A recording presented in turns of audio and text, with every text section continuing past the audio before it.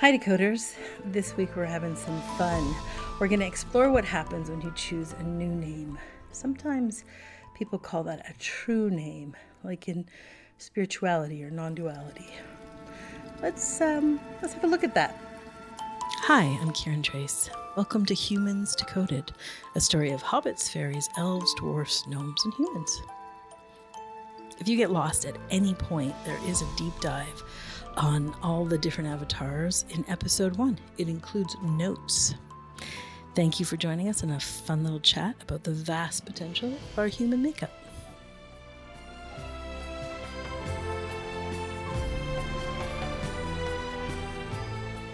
Hi Leela, hi Cami. Hi guys. Hey team. Hi beauties.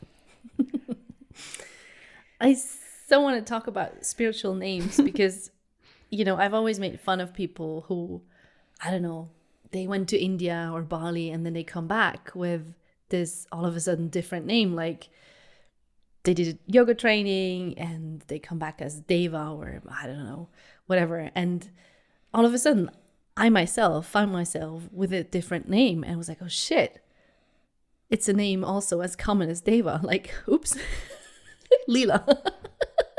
So I wonder, is this just I don't know, kind of a spiritual posture movement, or is there some truth to all of a sudden you have a new name? Just a show of hands here in this room, who's had a change of name? All of us? Okay, good. Decoders, raise your hands. Yeah, exactly. Yeah. Many. So what's your take on this, Kiran? Spiritual name, just an invention, nothing true to it? Or I mean, our parents name us when we're born, so that's so early on. They haven't gotten to know us at all. And the name comes from their stories, so it doesn't have anything to do with us.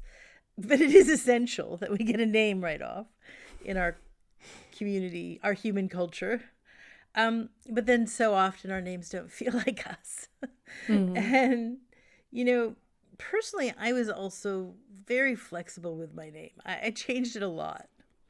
I first changed my name when I was a teenager because my birth name was Tracy. There's this one moment in time that female Tracys exist, and today she's like 48 to 60, suburban America. It's just it's that woman, anyways, the name was just never picked before or after because it's anyways, I won't say more. It has nothing to do with me. So really early on, I was actually changing it. And so I would just be like, just call me Trace. Trace felt more like me. Just drop the E off of it. And people would be like, oh, how do you spell that? And I'd be like, just like it sounds, Trace. And then without talking to anybody, I just changed it. I just became Trace. And then I think I changed it again. But the real name change that was very true for me was when I was going through my massive awakening. My sweet friend Christopher said, there's a disorientation that happens when people come at you with your old name. It's so full of that old personality, and you've died out so deeply out of it. And so there's this confluence where you're just this empty nothingness and people are coming in with this whole history written into this name. And it's confusing. And so that's a big part of why people change their names. Christopher was kind of explaining that to me. And so I was really curious and available to that. Obviously, I was quite flexible mind to begin with. So I sat for a while and I thought about that name Kiran, which was I just love this name. I had loved this name since I was a teenager. And I was like, okay, what if I change my name to Kiran? What if I became a Kiran? I always thought it would be like my child's name or something. Like it was like a little special sacred name that I loved. And I did never imagine it for myself, weirdly. But anyways, it was at that moment that I was like, maybe it's me, you know? And so I thought, I'm just going to tell my mom and my little sister and just see what happens. They were the main influences in my life at that time.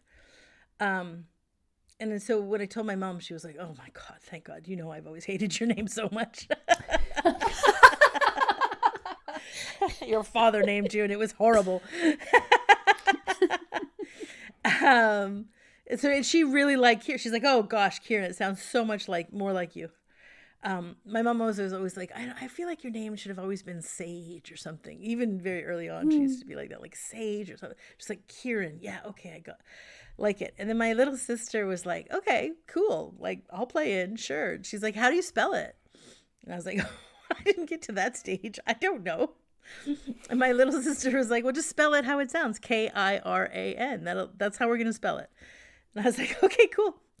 And then they literally never, ever, ever, ever called me by any other name after that. Like that moment.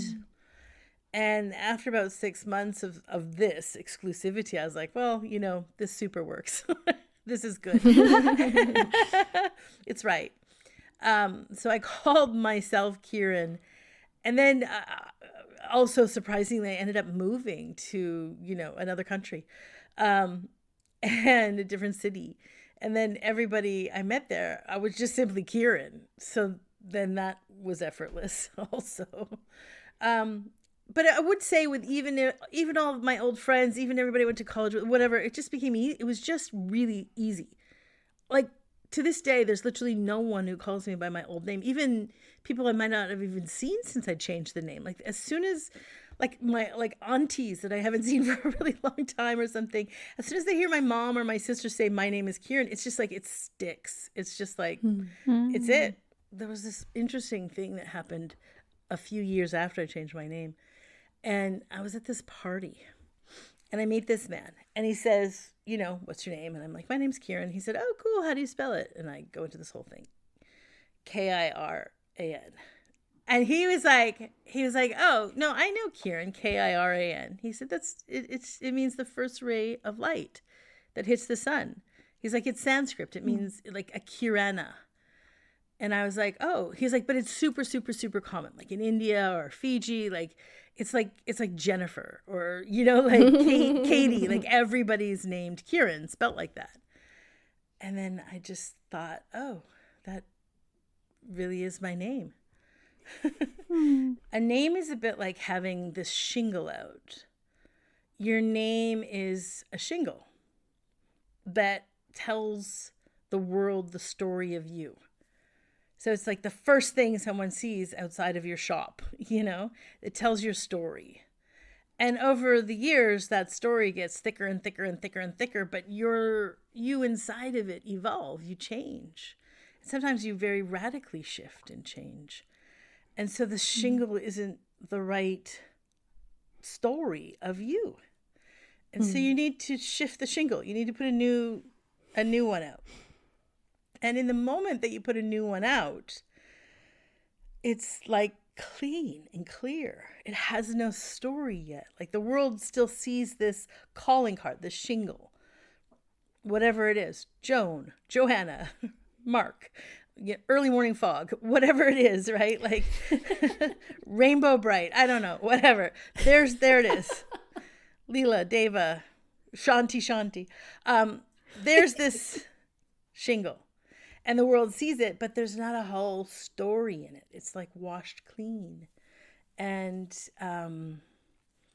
if it's the right new name for you that really fits you, if you got the shingle right, it just sticks. It sticks really well. If it's not the right one, it won't stick. It slips off. It slips off, which is a blessing. So it's a really beautiful practice, and people should try it a number of times in their lives. Do it often. I love that. I've had many names, but it didn't always start out, you know, sort of by choice. So allegedly, I should really check this story because it sounds so fantastical. I should actually check it if it's true, but this is the story I grew up with. So apparently I was born and my parents, my mom and dad had agreed to call me Andrea. But then to annoy my mom, my dad went and signed my birth certificate as Camilla. So Andrea Camilla. And he didn't tell my mom. And obviously my mom was furious, so she never called me Andrea, ever. But my mom called me Camilla, and my dad called me Andrea. So there was just like this split. So growing up, the whole of my dad's family, he's got like, he's one of 6 brothers, so I've got a million cousins. They all called me Andrea, and the whole of my mom's family called me Camilla.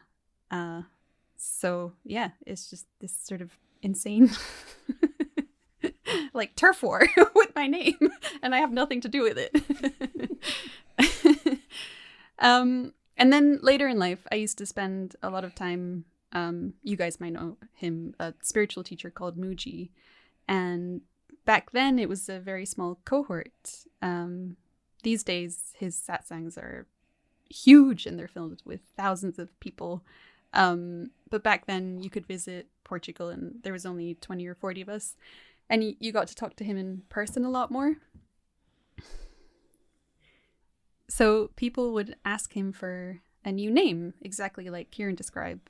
There's a big chunk of identity that falls off or sheds, and you just want something that represents the clarity of where you are. And that's how I felt. Like, there were these experiences of, I don't know, recognizing the self the first time. And then it was like, wait, so what is this baggage called me? It feels like a shedding. So I asked him for a new name and he agreed, and we had a naming ceremony, and it was one of the most beautiful days of my life. It was just this quiet Sunday with 25 of us, just like a gentle breeze. There was this gorgeous ceremony with tea and cake. Mooji said some beautiful words, and then he hands you this little handwritten card with your name on it, and that's the first time you've ever seen it. And he's got the most amazing calligraphy. And so you open it, and then everybody in the room lines up to greet you as your new name. And the name that was given to me was Sitarama. And I mean, to this day, it makes me emotional because it was just such a I don't know, just a beautiful moment of feeling met, really seen for the first time. So inside of the Mooji community for a few years, I was Sitarama. And for me, it felt like this beautiful kind of precious thing and almost too tender to share with the rest of the world. But also it never actually stuck. I did try once or twice and it just, it didn't hang around that much.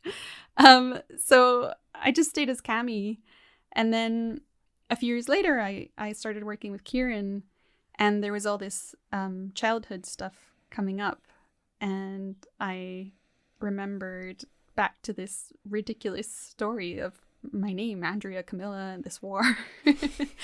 And then it's the same thing with my last name. I have different last names, one from my stepdad, one from my bio dad. And there's just always been this I don't know, stuff around my name and confusion. And I was like, fuck it.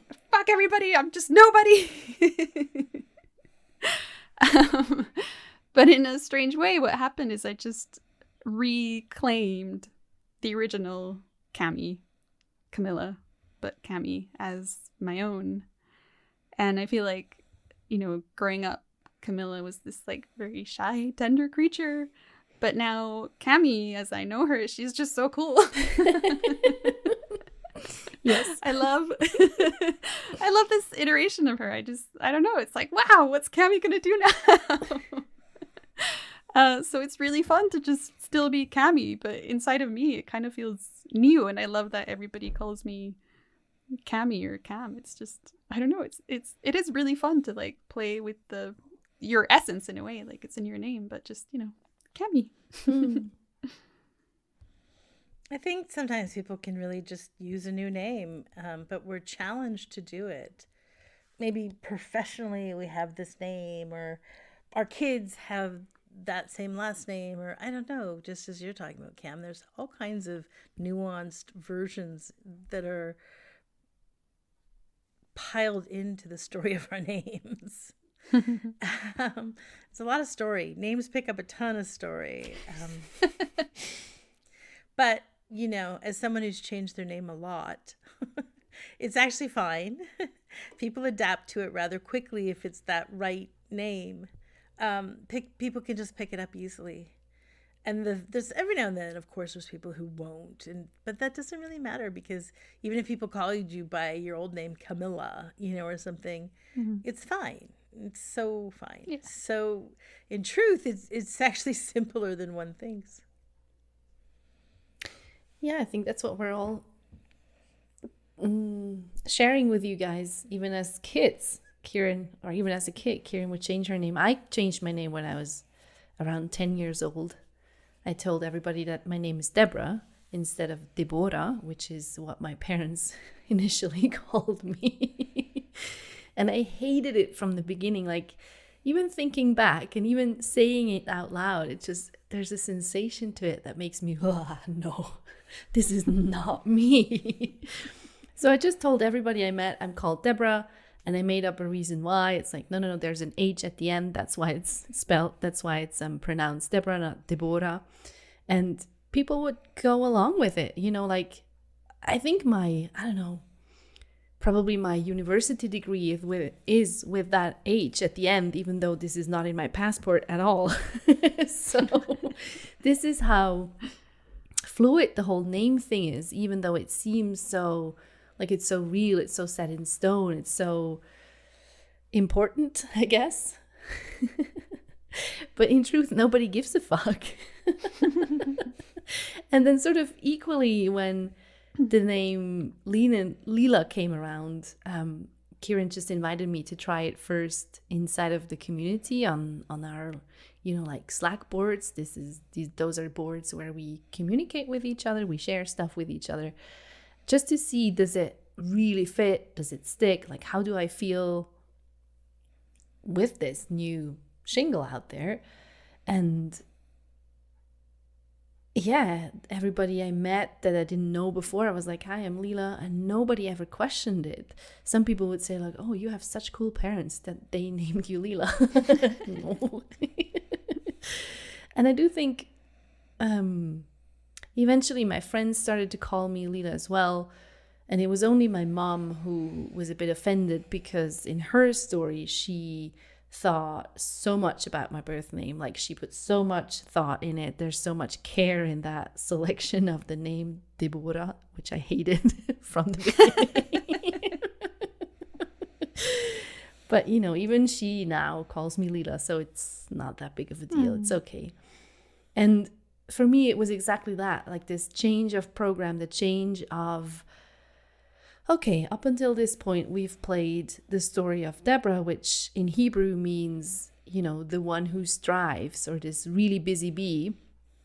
And at a certain point, that was done. You know, when my partner at the time committed suicide, I started working with Kiran. It was like, oh, well, I guess there's another way to live life out there. And Deborah just didn't fit anymore. It wasn't, there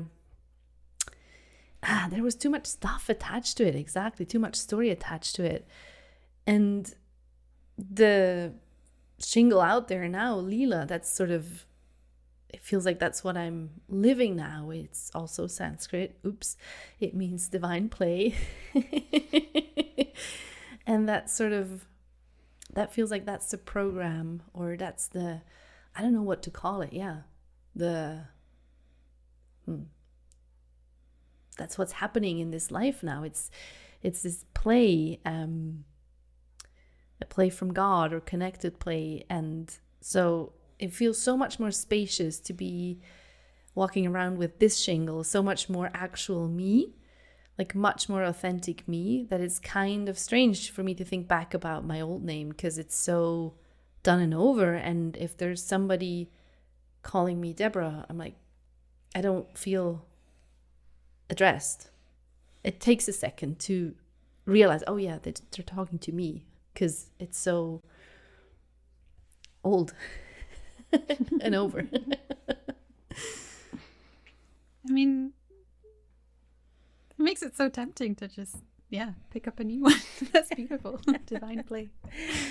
People think that will become this lawless land, that we all randomly change our name here or there, willy-nilly. But it's not. It's not true. It's actually something wonderful. May you be blessed with at least 2 different names in a lifetime, but maybe 3. Just rinse off the whole, like shingle, the whole story of you. Start fresh again. I don't think we need to be so set on one identity. So, if you'd like to try it, but maybe you're shy about it, you could just use it like a nickname. Many of us are used to getting many nicknames throughout our lives. And for a lot of us, that nickname stuck. And we're known to a whole community of people by that nickname. So if there's a name that really resonates with you and brings you home to where you feel most at home, you could try it as a nickname. You can lie and you can say, oh, they call me Aurora because, in my college roommate days, I would light up so easily. I don't know. See if Aurora slides in. People won't really question it. But you could just say, yeah, it's an old nickname. In Guatemala, it's very much a rite of passage to get a nickname. Everybody has the most ridiculous nicknames. And it's almost like you're not a proper citizen unless you have a nickname. P.S. My don't belong pain body might have a perspective on that. I don't belong. I never got a nickname. So maybe you're a proper citizen or maybe not. But your pain body, not belong, is pretty sure you're not a proper citizen unless you get one.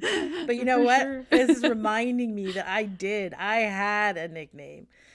The one before Kiran now, I remember. I blocked it out. I blocked it out because it was such a terrible nickname. It was a nickname that stuck, and it stuck so hard. For years in my life, so many people immediately picked it up. At first, it was just like this nickname given to me in this one community. It was a big community, but it was friends I was hanging with. But God damn it, it just stuck and spilled like a virus into the next community and the next and the next. And everybody was calling me this horrid name. And even like when I moved on, I literally moved to another place, another city, and if I got picked up there. And you know what? To this day, if I walk into that town and I see people, they'll start shouting out this nickname that I loathe. It's the worst. Wait, so do you not want to tell us what the nickname is? You have to tell us. Come on. It's not what you think it is. It's not something awful. But it's awful to me. It's terrible because of what it is. Okay. The nickname is Goddess.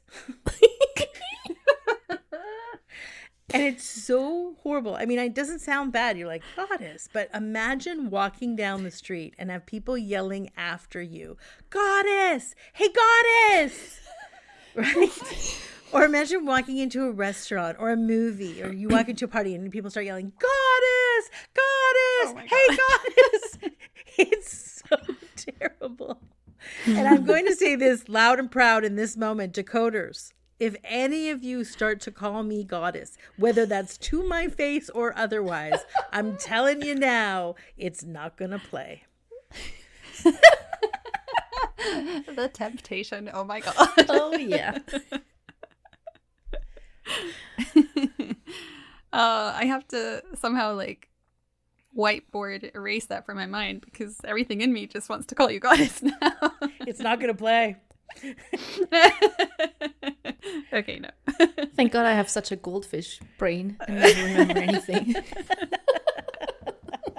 Yeah, new moment, wipe the slate. We're with Kiran. Yep. Luckily, Kiran sticks so good. That's true. Kiran's Right. a beautiful name. We like Kiran.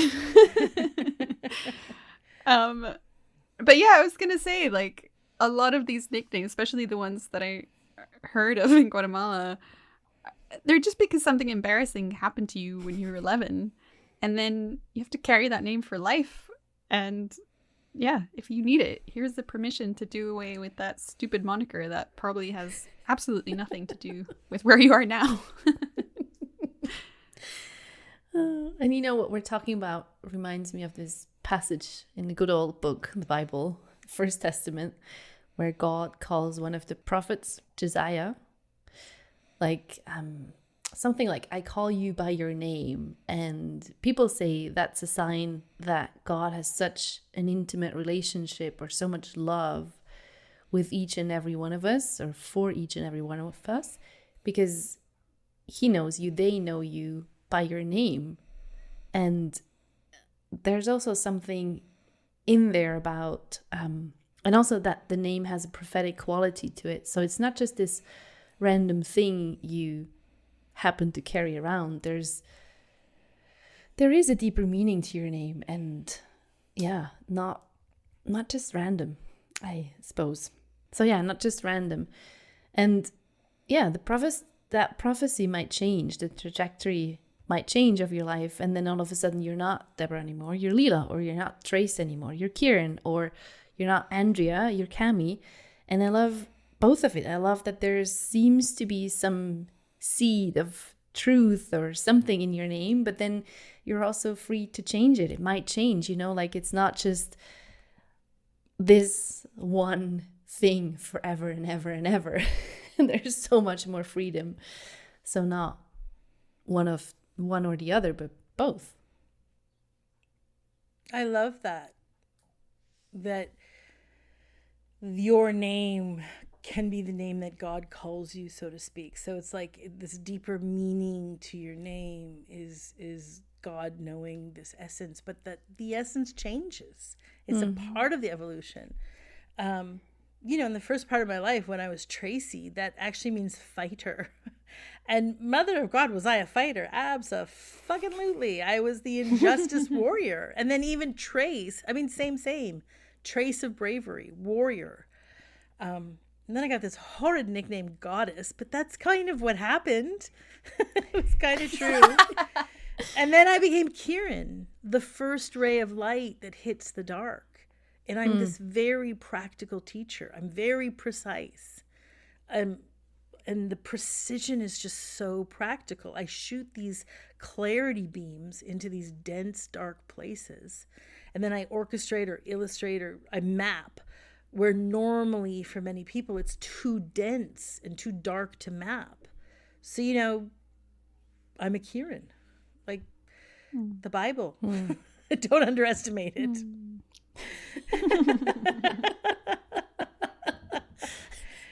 And that, there's some good shit in there. There's good shit.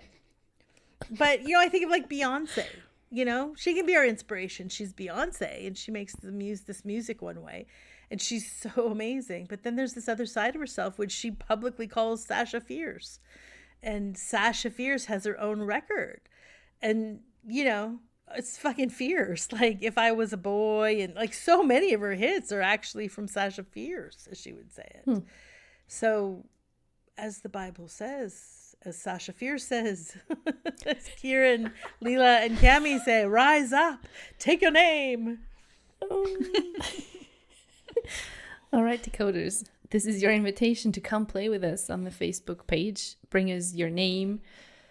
Like, how many Leelas are out there? I want to know how many early morning fogs or aurora rainbows and what every other name or all the other names we have out there, all the other languages. And please tell us your story. Names that you love too, like that. It's great to show some of those. Well, that's fun. Yeah. I feel like putting a little public service announcement here too, which is today's the last day to register for Fearlessness. Those of you decoders that are invited to that class, to be invited to that class, you need to go to embodiment first, and that's going to open in December. That's the prerequisite. But the fall in our community is often populated with back to school, back to class, back to practice. I can't wait for this round of fearlessness to see what's percolating under your skin, bubbling up. Yep. You know, earlier in this podcast, you were talking about the Slack boards, and it just struck me for the first time how funny it is, because the Slack boards are generally used, I think even internationally, as really like a workplace chat. Know. It's so Yes. technical. It's so devoid of intimacy and personality and warmth and connection. And it's so funny because our Slack boards are so intimate and so vulnerable and so warm and so connected. Like, it's a piece of tech being used absolutely opposite to how most of the world is using it. Totally. It's like a little respite. It's like our oasis. That's Yeah. where we come and gather and huddle together and share our stories. Yeah. And it's this safe place to expose this little bit that you think you're going to die if you expose. So you go here, you rush to this little island of solace. Totally. Yeah, can't wait till some of you join us. I've heard some of you are registering for class, so we're super stoked to have you come along on this journey. Cool. So see you on the Slack boards. And talk to you next week. Love. Bye. Thank you for listening. We obviously love hearing what you think. Your feedback helps us make a better show for you to listen to. So feel free to comment, and you can do it at Facebook, which is the Humans Decoded podcast. And if you're not on social, you can always email any questions to us at outreach@kirantrace.com. And thanks for listening. We love you.